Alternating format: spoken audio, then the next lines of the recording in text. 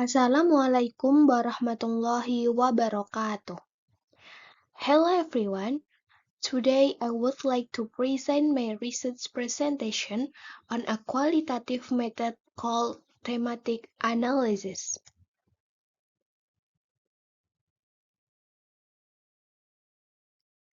Before I begin, let me introduce myself. My name is Erikanita Hidayaturrahmah from class 4A with student number 23030460024.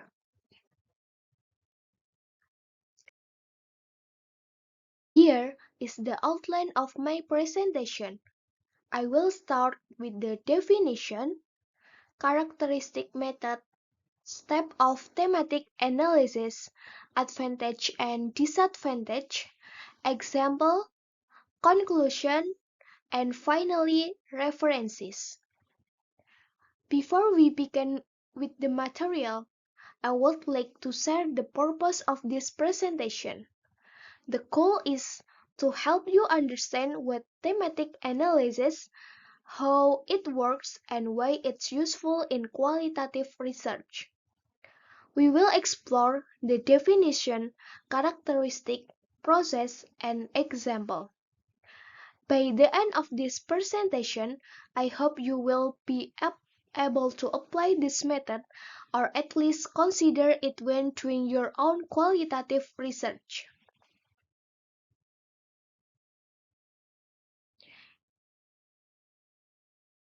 Now, let me explain the definition of thematic analysis. Thematic analysis is a qualitative method used to identify, analyze, and interpret patterns of meaning, also known as themes. Within a set of data, these patterns can be explicit or implicit.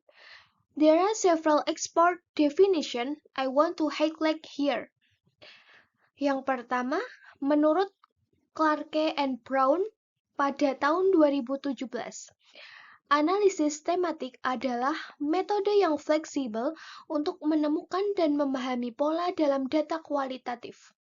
Metode ini bisa diterapkan dalam berbagai pendekatan penelitian. Yang kedua, menurut Jove pada tahun 2012, yang menjelaskan bahwa thematic analysis mengkaji baik makna yang tersurat maupun yang tersirat. Jadi, kita tidak hanya melihat apa yang dikatakan, tetapi juga apa yang tersembunyi di balik perkataan itu. Yang ketiga, menurut Riker and Sigurd Finsdottir pada tahun 2016 yang menyatakan bahwa thematic analysis menyusun dan melaporkan data secara rinci dan mendalam, bukan hanya merangkum tetapi juga menggali makna yang ada di dalamnya.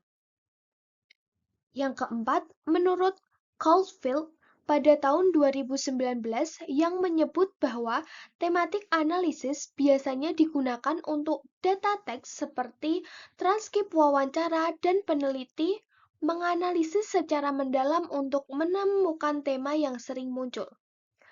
Yang kelima, menurut Finlay, pada tahun 2021 yang menggambarkan thematic analysis seperti proses penyulingan, yaitu mengekstrak makna penting dari data mentah, baik yang terlihat maupun tersembunyi. Yang terakhir, menurut Dewadi pada tahun 2020, thematic analysis adalah cara untuk mengatur dan menganalisis data kompleks dengan mencari tema yang bisa menggambarkan narasi yang terkandung dalam teks.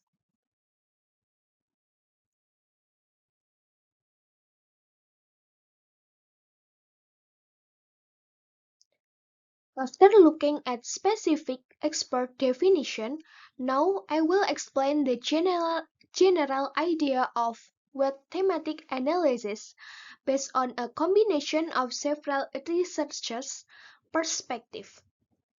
Secara umum, thematic analysis adalah metode kualitatif yang sistematis, fleksibel, dan reflektif.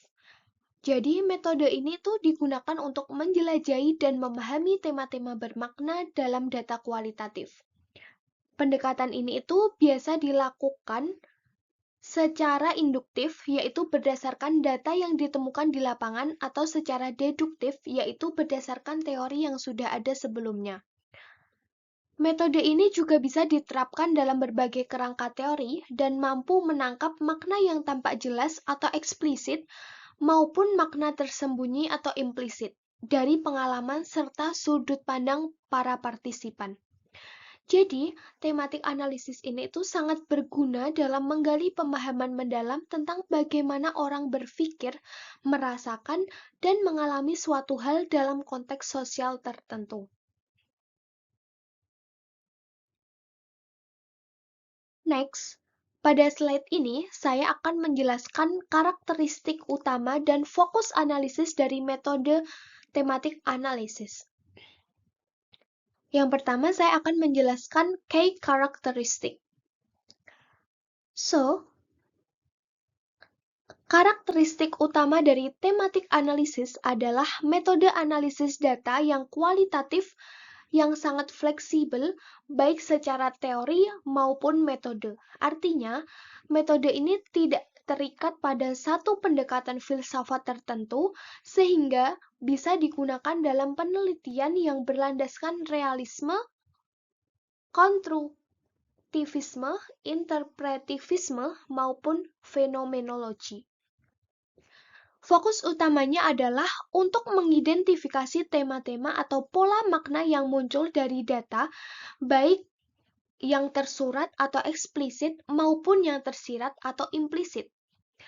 Metode ini tuh cocok digunakan dalam berbagai konteks penelitian kualitatif seperti psikologi komunitas, kesehatan mental, kekerasan dalam rumah tangga, dan lain sebagainya. Yang kedua, saya akan menjelaskan fokus analisis dari tematik analisis. Jadi, tematik analisis itu menekankan pada pencarian pola-pola penting dalam data kualitatif, misalnya dari hasil wawancara, observasi, dokumen, dan data berbasis teks lainnya. Tema yang dicari itu bukan hanya kata atau frasa yang sering muncul, tapi makna yang mendalam, yang mewakili pemahaman atau pengalaman dari partisipan. Tujuan akhirnya adalah menjelaskan dan menafsirkan bagaimana individu atau kelompok memaknai suatu fenomena dalam konteks sosial tertentu.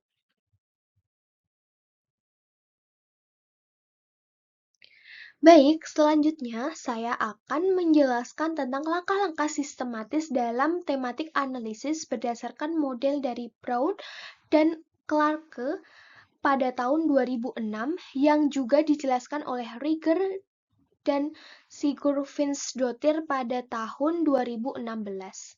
Jadi proses ini itu terdiri dari 6 tahap utama. Yang pertama, membiasakan diri dengan data. Jadi peneliti membaca data berulang kali untuk dia bisa benar-benar memahami isinya. Yang kedua, memberi kode awal. Jadi potongan data yang penting diberi tanda atau kode sesuai makna yang terkandung. Yang ketiga, mencari tema. Jadi kode-kode yang memiliki makna serupa dikelompokkan menjadi tema awal. Yang keempat, meninjau ulang tema. Jadi tema yang telah ditemukan tadi dievaluasi ulang untuk memastikan apakah dia benar-benar mewakili data atau tidak. Yang kelima, menamai dan mendefinisikan tema. Jadi setiap tema diberi nama yang jelas dan dijelaskan makna secara rinci. Yang keenam, menyusun laporan. Tahap terakhir adalah menulis laporan yang runtut, mendalam, dan disertai kutipan data sebagai bukti analisis.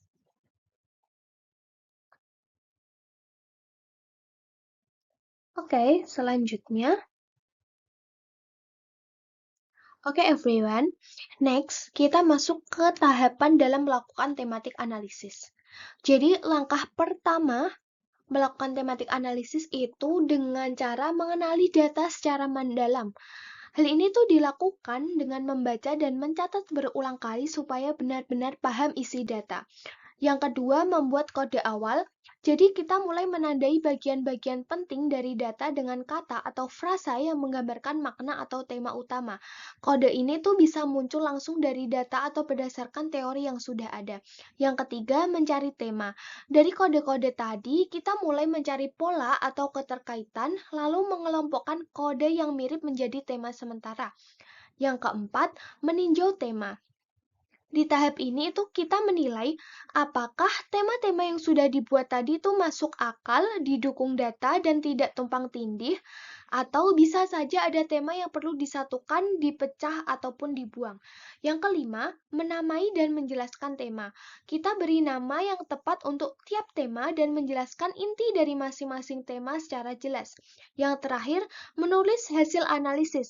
Kita susun tema-tema itu menjadi narasi yang menjawab pertanyaan penelitian disertai kutipan data yang mendukung. Hal ini akan menjadi laporan akhir yang sistematis dan meyakinkan. Next, selanjutnya kita akan membahas advantage and disadvantage of method. Jadi, kelebihan dari tematik analisis itu yang pertama, easy to learn and apply. Jadi tematik analisis itu mudah dipahami dan diterapkan. Yang kedua, flexible and adaptable to various theoretical framework. Jadi dia itu bisa digunakan dalam berbagai pendekatan teori. Yang ketiga, provides deep insight into the meaning of data. Jadi, tematik analisis itu dapat memberikan pemahaman yang mendalam terhadap makna data. Yang keempat, provide contextual understanding. Jadi, tematik analisis itu mampu menampilkan konteks yang lebih luas dari data. Yang kelima, provides meaningful insight. Jadi, dia itu bisa memberikan insight yang bermakna. Yang terakhir, empowers marginalized groups. Selanjutnya, kita akan membahas disadvantage dari thematic analysis. Selain thematic analysis ini tuh punya advantage atau kelebihan, dia juga punya kekurangan. Yang pertama, ada resiko subjektivitas dari peneliti yang bisa memengaruhi hasil analisis. Yang kedua, hasilnya kadang sulit untuk digeneralisasi. Yang ketiga, proses analisisnya cukup memakan waktu. Yang keempat, membutuhkan sumber daya yang besar. Yang kelima, bisa jadi telah menyederhanakan data yang kompleks. Yang keenam, kurang kuat secara statistik.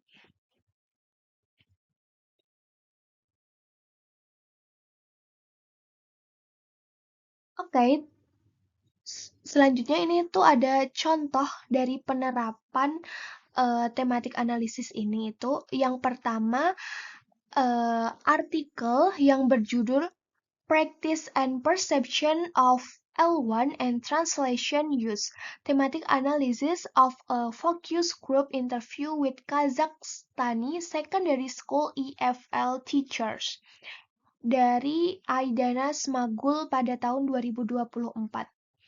Jadi artikel ini tuh fokusnya meneliti persepsi guru EFL di Kazakhstan terkait penggunaan bahasa ibu dalam terjemahan dalam kelas. Jadi penelitian ini tuh menggunakan focus group discussion dan dianalisis dengan thematic analysis. Yang kedua ini tuh ada tesis yang berjudul EFL Students Perception Toward the Implementation of Blended Learning During the COVID-19 Pandemic, a case study at the second semester students of UIN Wali Songo in academic year 2021 and 2022 dari Nursi Nada Gaida pada tahun 2022. Jadi fokus tesis ini itu tentang persepsi mahasiswa terhadap pembelajaran blended learning selama pandemi. Fokusnya pada bagaimana mereka menilai manfaat, tantangan, dan efektivitas dari blended learning juga dianalisis menggunakan pendekatan tematik.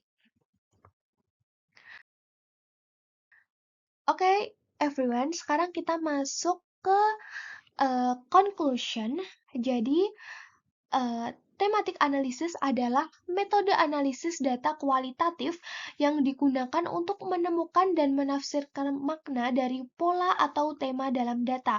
Jadi metode ini itu fleksibel dan bisa digunakan dalam berbagai konteks penelitian. Ciri utamanya adalah fokus pada eksplorasi tema eksplisit maupun implisit dalam data. Jadi prosesnya terdiri dari 6 langkah mulai dari membiasakan diri dengan data hingga penulisan laporan.